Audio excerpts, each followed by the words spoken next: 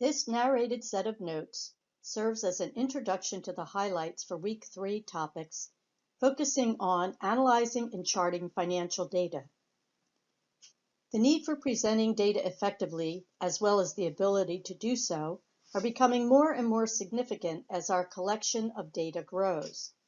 For those of you who are truly interested in data visualization, you should find and read a copy of Edward Tufts' The Visual Display of Quantitative Information.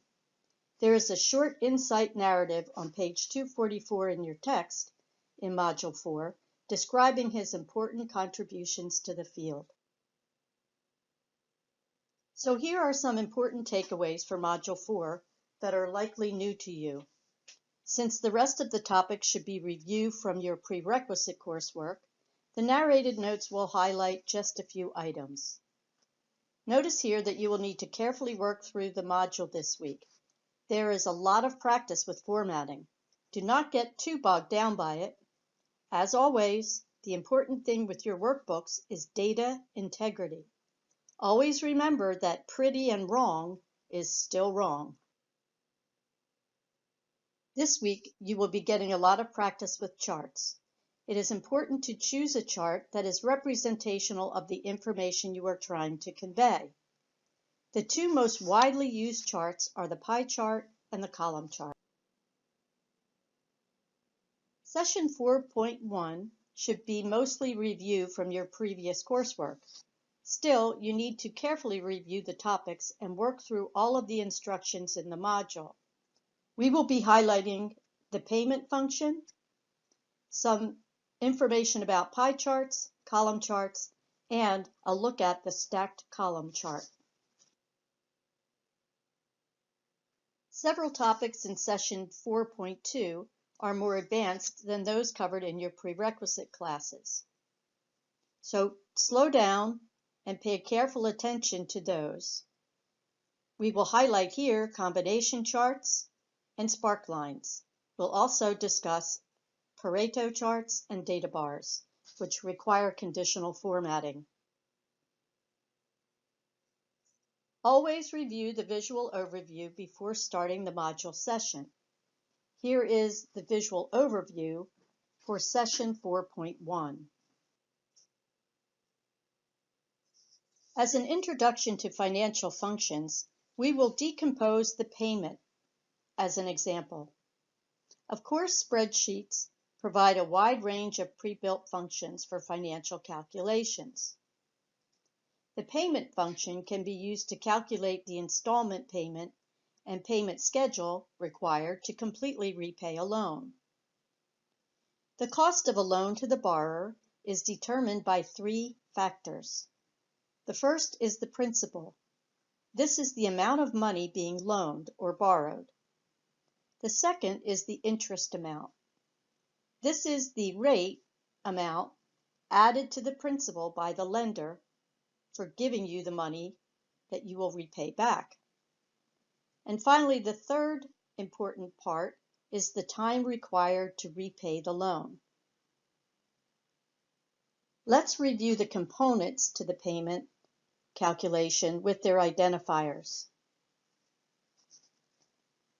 The future value is abbreviated with FV. The present value is PV. We will need to calculate the interest part of a payment and the principal part of a payment.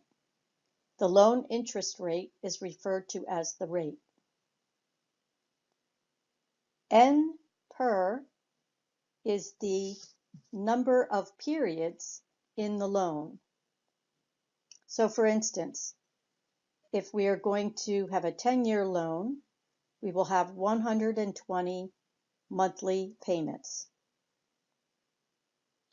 Notice that the future value and type are listed as optional inputs to our calculation.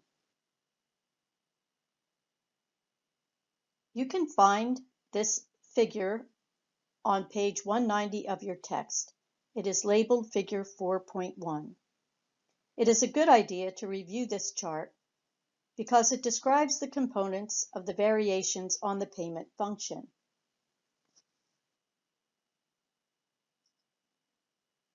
Excel provides 53 types of charts organized into 10 categories. These are summarized on page 196, figure 4.5. Each category includes variations of the same chart type, which are also called chart subtypes. You can design your own custom chart types to meet the specific needs of your reports and projects. Two widely used charts are the pie chart and the column chart.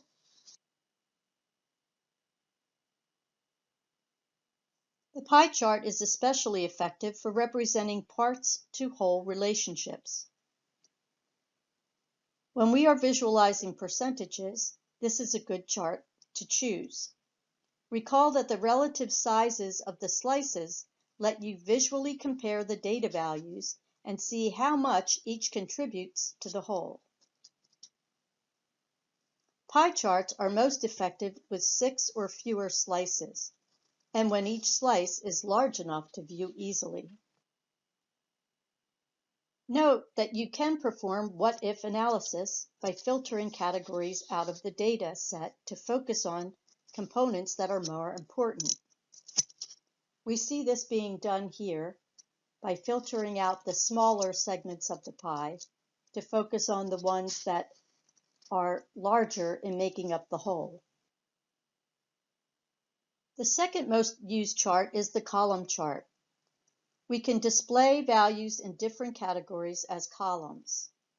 In the first column chart, we see each of the corresponding pie chart values represented in a column. It's better to use column and bar charts than pie charts when the number of categories is large or the data values are close in value. Column charts can include several data series. Notice the clustered column chart in the lower left corner. This can include several data series. It displays the data series in separate columns side by side. The stacked column chart in the middle places the data series values within combined columns, showing how much is contributed by each series. This is a good choice when you want to show the parts to whole relationship over time. The last one in the second row is the 100% stacked column chart, which is sort of like a pie chart, only in a vertical fashion. The 100% stacked column chart makes the same comparison as the stacked column chart, except that the stacked sections are expressed as percentages. Here is the Session 2 visual overview. Again, be sure to review the visual overview before starting Session 4.2. It covers a lot of different charts and formatting features.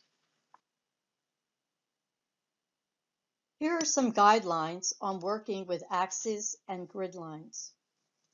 Grid lines are horizontal and vertical lines that help you compare data and category values.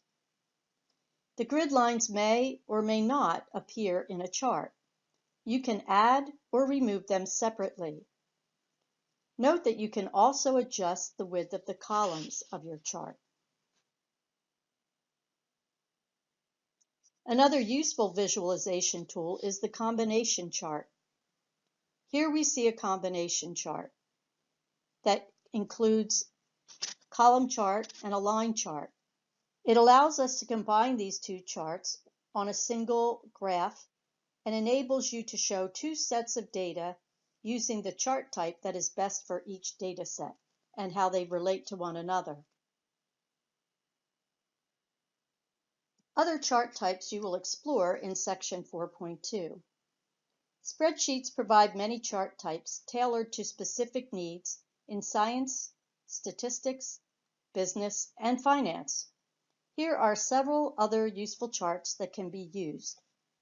Line charts are typically used when the data consists of values drawn from categories that follow a sequential order at evenly spaced intervals. So we can use these to show trends over time. Histograms can help visualize statistical data like distributions. Another statistical tool, the Pareto chart, is used to magnify the most significant data that influences a result. For example, a project manager may want to focus on the manufacturing process that takes the longest amount of time, as this may be the most critical aspect in meeting a project's deadline. Waterfall charts are useful for showing financial data, such as profits and losses over time. Hierarchy charts are frequently used to show an organizational structure, and data bars are implemented using conditional formatting that adds a horizontal bar to background of a cell containing a number. This is dynamic. The lengths of the data bars are automatically updated if the cell's value changes.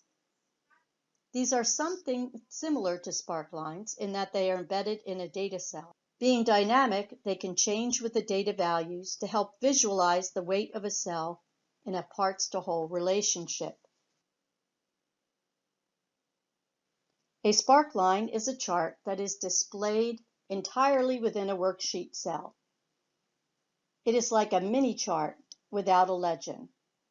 The goal of a sparkline is to convey the maximum amount of information within a small space. Sparklines are useful when you don't want charts to overwhelm the rest of your data or take up valuable space on your worksheet. We see examples of 3 types of sparklines here. Line sparklines are good for displaying trends. Column sparklines are good for showing mini column charts. And the win-loss sparkline can be used to highlight positive and negative values. This is the end of Week 3 notes. If you have any questions or wish to discuss any of these features, please share your thoughts by posting to the Week 3 forum.